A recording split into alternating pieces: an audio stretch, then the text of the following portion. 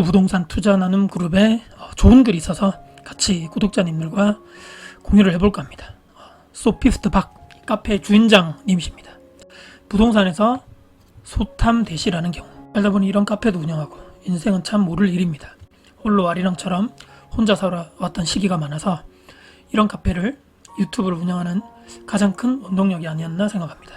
소시민들이야 아파트 한 채, 두 채, 많으면 서너 채 사지만 5억 아파트를 사면서 300만원에서 500만원 때문에 놓치고, 큰 부자들은 빌딩을 매수합니다. 그것도 10억, 20억, 30억이 아닌 50억에서 300억대 빌딩을 매수하죠.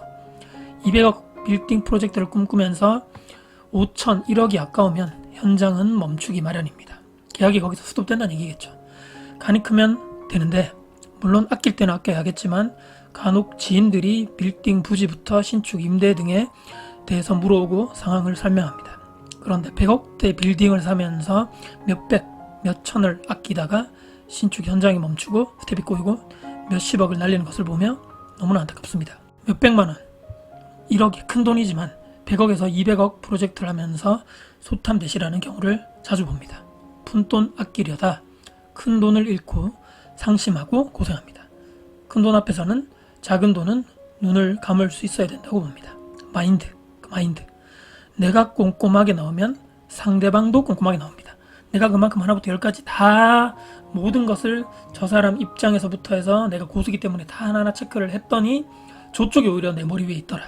그래서 참 이런 글을 제가 보면서 저도 현장에서 이런 경우를 많이 겪었고, 저도 투자를 하면서 왜 이런 좋은 물건들을 이렇게 가격을 내고 하는 상황에서 어떤 경험이 있다 보니까 오늘 이 글이 저에게 가슴속에 쿵 하고 와닿더라고요. 댓글도 좋은 내용이 있어서 같이 소개를 해드리겠습니다. 너무나도 공감 가는 글이라 오랜만에 소회를 몇 자 적을까 합니다. 2010년경에 조그마한 상가를 매입해뒀다가 뒷집이 매물로 나왔는데 사서 합병하면 멋진 건물을 신축할 수 있었는데 몇천의 사람이 감정이 상해서 미루다가 다른 매수인이 매입해버려서 지금도 후회를 두고두고 하고 있다.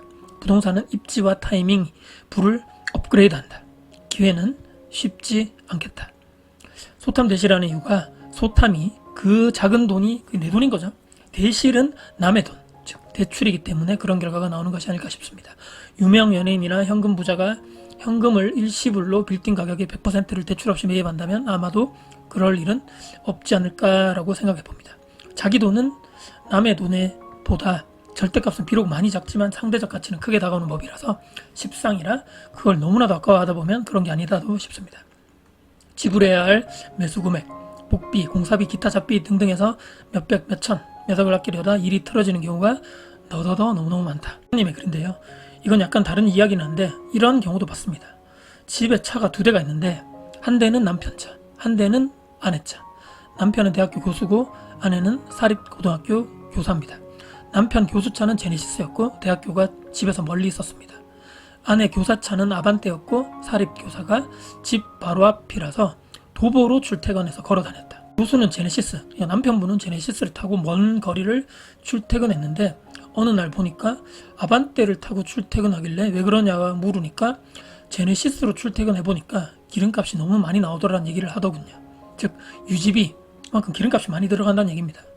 그런데 그러면 애초에 유지비 부담이 많은 제네시스를 사지 말았어야 했다는 게 저의 생각입니다. 한 번도 제네시스를 사서 타보지 않았으니까 그 배기량, 가솔린 엔진의 연비가 얼마나 기름이 먹는 하마인 줄은 예상하지 못한 결과가 아니었나 싶습니다. 제가 왜 이런 이야기를 하냐면 그것처럼 돈을 좀 더 많이 벌고자 하는 욕심이 크게 앞서 있는 나머지 조금 투자 수익을 남기는 아파트에는 성이 안 차서 보다 더 많이 벌 수 있는 상가 빌딩을 하고는 싶었지만 어찌 보면 그들은 그것을 제대로 감당할 여유가 안 되는 사람들이었다는 것입니다. 즉 다시 말해서 욕심이 자기 능력치보다 과했다는 것입니다.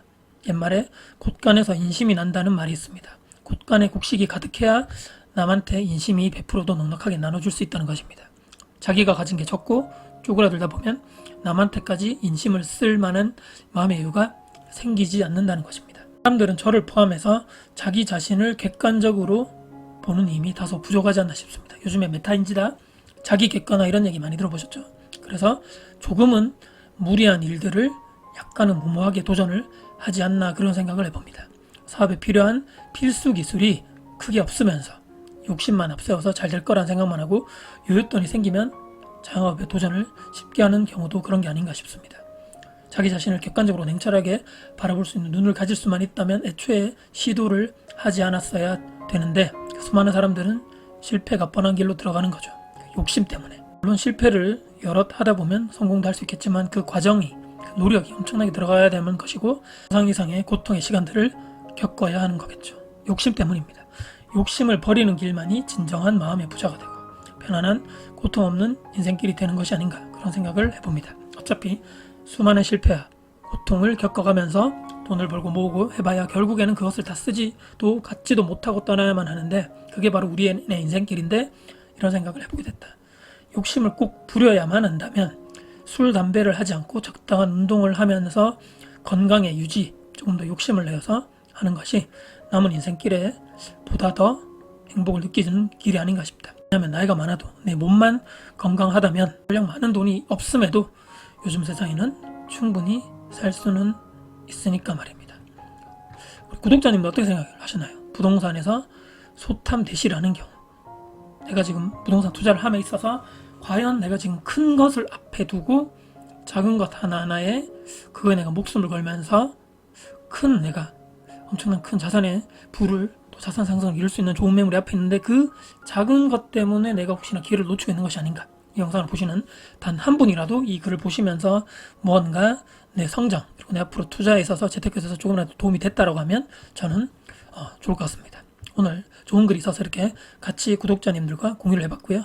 이 카페는 대구 부동산 투자 나눔 카페입니다. 혹시라도 조금 더 많은 좋은 글들을 여러분 가서 공부를 하고 자기 성장하고 싶다면 카페에 들어가셔가지고 좋은 글을 같이 공부하고 많은 분들의 고수님들의 글을 공부하시면서 내 것으로 만드시는 오늘이 되셨으면 좋겠습니다. 오늘 영상 여러분께 도움이 되셨다면 구독, 좋아요, 알람 설정, 댓글 주시고요. 제 영상 주변 분들께 공유될 가치가 있다고 생각하신다면 널리 공유 부탁드리겠습니다. 진심으로 응원하겠습니다. 닥코스였습니다. 감사합니다.